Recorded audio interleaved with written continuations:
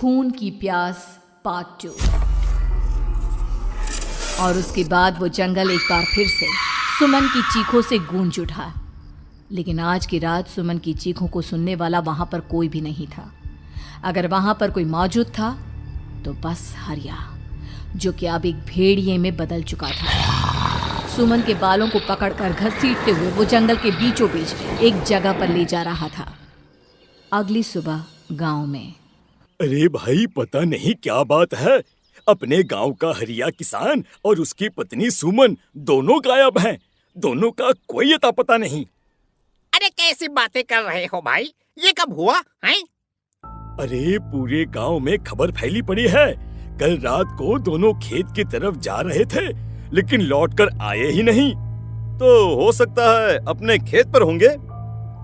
पूरा गांव ढूंढ कर आया है भाई। जानते हो क्या मिला वहां पर? क्या हुआ भाई? क्या मिला? बताओ हमें, क्या मिला? अरे हरिया की पत्नी सुमन के कपड़े पड़े हुए थे।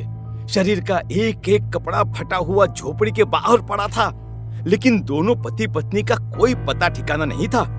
अरे भाई, लेकिन उसका जो दोस्त है ना रामू किसान, उससे पता करके आते हैं ना। अब तक तो दोनों साथ ही खेत पर जाया करते थे। हाँ, हमें उसके घर जाना चाहिए भाई। चलो वहाँ चलते हैं, चलो। वो सारे लोग रामू के घर पर पहुंचते हैं। रामू अपने घर के बाहर बैठकर हुक्का पी रहा था। आज सारे के सारे लोग टोली बनाकर मेरे घर क्यों आ रहे हैं? क्या कोई मर गया क्या भाई? अरे कैसी बातें कर रहे हो? तुम्हारा सबसे अच्छा दोस्त हरिया और उसकी पत्नी गायब है और तुम यहाँ बैठकर हुक्का पिए जा रहे हो हैं? रामू ने अजीब सी नजरों से उन सब गांव वालों की तरफ देखा, जिसकी वजह से वो लोग एक बार के लिए डर गए। गायब है? अरे गायब नहीं है, मुक्ति मिल गई है। उन दोनों को मुक्ति मिली है। इस दुनिया में आकर हर इंसान पाप करता है और उसे उसके पापों के लिए मुक्ति मिलना बहुत जरूरी है। अरे ये कैसी बहकी बहकी बातें कर रहे हो भाई, हैं? और इसका चेहरा अजीब सा क्यों लग रहा है? लगता है दोस्त के मरने का गम बैठ गया है। पागल हो गया है शायद ये पागल। ये बात सुनते ही रामू चीख कर जोर से चिल्लाते हुए कहता है, पागल मैं नहीं हूँ, पागल तुम सब हो। और ये शैतानी जंगल अब तुम में से किसी को नहीं छोड़ने वाला, सबको खा जाएगा। याद रखना मेरी बात। शैतानी जंगल? कैसा शैतानी जंगल? लगता है रामू पागल हो चुका है। हमें यहाँ से चलना चाहिए भाई। चलो। तभी रामू की पत्नी बाहर आती है। नहीं, आप लोग इनकी बात का बुरा मत मानिए। 2 दिन पहले हरिया के साथ खेत पर गए थे। जब से वहाँ से आए हैं तब से ऐसी ही बातें कर रहे हैं। भगवान जाने ऐसा क्या देख लिया उन्होंने, खेत में कुछ भी बड़बड़ाते रहते हैं। लेकिन गांव के लोगों ने कमला की कोई बात नहीं सुनी और वो सब वहां से चले गए। रात अब धीरे धीरे ढलने लगी थी। तभी अचानक किसी ने धीमी सी आवाज में रामू को पुकारा। रामू, आ जाओ, मैं तुम्हारा इंतजार कर रहा हूँ। और सुनो, अपनी पत्नी को साथ लेकर आना, नहीं तो काम अधूरा रह जाएगा। ये आवाज सुनते ही रामू के चेहरे पर शैतानी मुस्कुराहट आ जाती है। वो धीमे कदमों से अपने घर के अंदर आता है। क्या हुआ? तबीयत ठीक है ना अब आपकी? मैं तुझे अपने साथ खेत पर ले जाने आया हूँ, चल। मैं तुम्हारे साथ कहीं नहीं जाने वाली। मुन्ना गहरी नींद में सो रहा है और उसे अकेला छोड़कर मैं तुम्हारे साथ खेत पर नहीं आ सकती। वैसे भी तुम्हारे उन खेतों में भगवान जाने कौन सा राक्षस घूम रहा है, मुझे तो डर लगता है। रामू गुस्से में दांत पीसता अपनी झोपड़ी से बाहर आ जाता है और कमला गहरी नींद में अपने बच्चे के साथ सो जाती है। तभी अचानक रात को रामू की झोपड़ी के ऊपर एक साया वही गाना गुनगुनाते हुए घूमने लगता है जो हरिया के मोबाइल में बजा करता था। मैं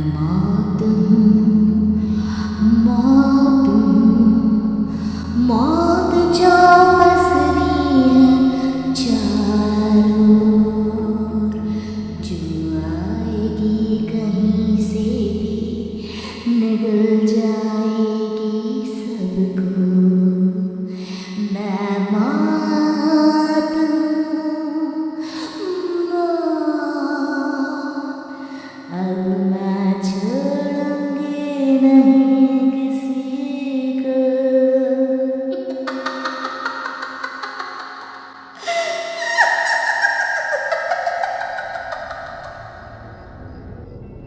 ये आवाज सुनकर रामू की पत्नी कमला की आंख खुलती है और वो देखती है कि उसका मुन्ना अपनी जगह से गायब था।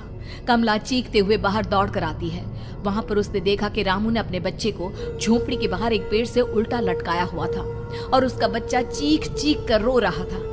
वहीं दूसरी तरफ एक साया बच्चे के ठीक नीचे आग जलाकर उसके चारों तरफ हैवानों की तरफ नाच रहा था। छोड़ दो मेरे बच्चे को। अरे क्या कर रहे हो तुम? शर्म नहीं आती तुम्हें अपने ही बच्चे को इस तरह मौत के हवाले करते हुए? अपना बच्चा? किसने कहा ये मेरा बच्चा है? अरे ये तो उस रामू की औलाद है, इस गांव के किसान रामू की, और मेरी दुश्मनी इस गांव के हर इंसान के साथ है। क्या कैसी बात कर रहे हो तुम? और ये औरत कौन है? ये मेरे बच्चे को खा जाएगी।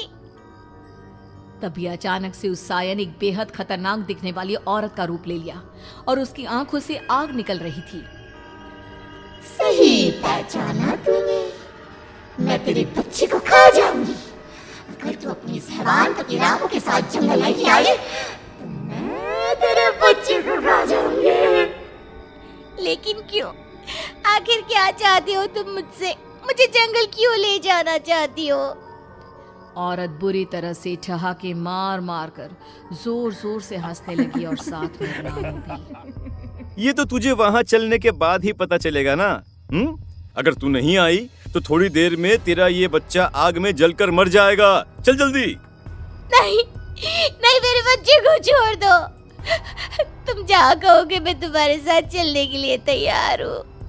और उसके बाद उस बच्चे को झोपड़ी में लिटाकर आगे आगे वो साया चल रहा था और उसके पीछे पीछे रामू अपनी पत्नी के बाल पकड़कर उसे घसीटते हुए जंगल की तरफ ले गया।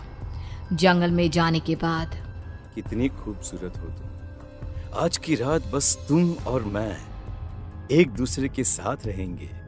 मुझे तुमसे बहुत डर लग रहा है। तुम्हें क्या हो गया है? तुम तो बिल्कुल ठीक थे। वो होगा जो हमारे बीच होना चाहिए। तो आओ अपने आप को मेरे हवाले कर दो। कमला ने डर की वजह से अपनी दोनों आंखें कसकर बंद कर ली थी। रामू ने बुरी तरह से चीख कर कमला से कहा, आंखें खोलो अपनी और मेरी तरफ देखो। कमला ने जैसे ही अपनी आंखें खोली उसने देखा कि रामू एक खतरनाक खूनी हैवान में बदल चुका था। कौन हो तुम? जाने दो मुझे। क्या चाहते हो मुझसे? वही जो एक आदमी एक औरत से चाहता है।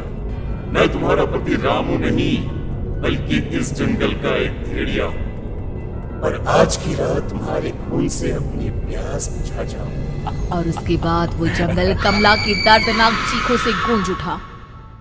अगली सुबह कमला के कपड़े भी जंगल में उसी तरह पाए गए जैसे कि सुमन के पाए गए थे। इस घटना के बाद पूरे गांव में दहशत का माहौल था। अपने माँ बाप की मौत और गांव में हो रहे इस तरह की घटनाओं की खबर सुनकर किशन शहर से गांव लौट आया था। अपने माँ बाप की बेदर्द मौत की वजह से वो बहुत परेशान था। तभी अचानक उसे अपने घर में खाट के नीचे पड़ा हुआ वो मोबाइल फोन मिला जो उसने अपने पापा हरिया को गिफ्ट किया था। अरे कितने प्यार से पापा के लिए मोबाइल फोन लेकर आया था। इसे एक दिन भी काम में नहीं ले पाए। और आखिर कौन है जो गांव में इस तरह की हत्याएं कर रहा है? क्या है इन सब के पीछे? क्या है? मुझे पता करना ही होगा, वरना एक दिन पूरा का पूरा गांव खाली हो जाएगा। इस गांव में एक भी जिंदा इंसान नहीं बचेगा। गांव के लोगों की मदद करने के इरादे से किशन अपने गांव से दूर एक दूसरे गांव में बहुत बड़े तांत्रिक के पास मिलने के लिए गया। तांत्रिक बाबा, अब आप ही कुछ उपाय बता सकते हैं। भगवान जाने हमारे गांव को किसकी नजर लग गई है। नजर नहीं लगी है, किसी ने तुम्हारे गांव को बद्दुआ दी है। किसी सताई हुई आत्मा का प्रकोप है और अब वो पूरे गांव में किसी को नहीं छोड़ेगी जब तक उसकी आत्मा को शांति नहीं मिल जाती। अरे लेकिन ऐसा कौन है बाबा? किसकी आत्मा है और कैसे मिलेगी उसे शांति? मौत है, मौत कहीं से भी आएगी और सबको निगल जाएगी। इससे बचने का सिर्फ एक ही उपाय है, लेकिन उस उपाय को करना आसान नहीं होगा। जो भी उस उपाय को करने की कोशिश करेगा उसकी जान जा सकती है। भले ही मेरी जान चली जाए, लेकिन मैं अपने गांव के लोगों की जान बचाने की पूरी कोशिश करूंगा बाबा। तो ठीक है, फिर अगली अमावस की रात जैसा मैं कहता हूँ वैसा ही करना। अमावस की रात तांत्रिक के बताए अनुसार किशन अपने साथ केरोसिन लेकर जंगल की तरफ चल पड़ा। उसके हाथ में देवी के मंदिर का सिंदूर भी था। किशन जंगल के बीचों बीच पहुंचा। ये देखकर उसकी आंखें फटी की फटी रह गई। वहां एक उबलते पानी का तालाब था और कई लोगों की लाश लटक रही थी।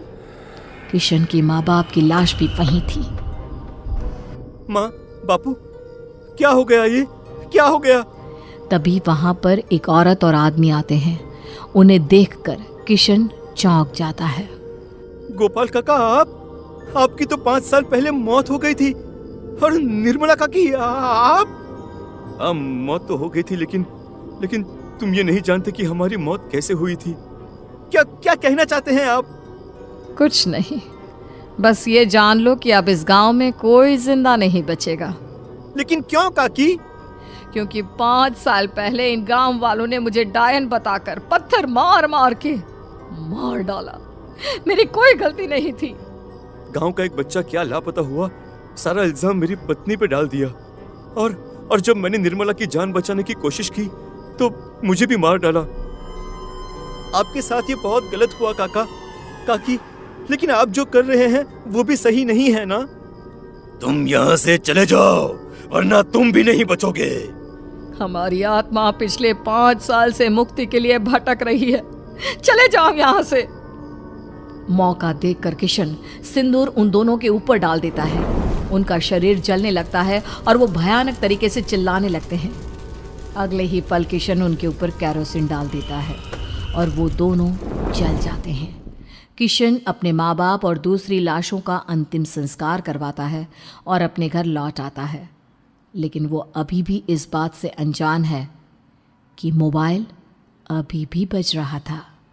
मैं मौत हूँ।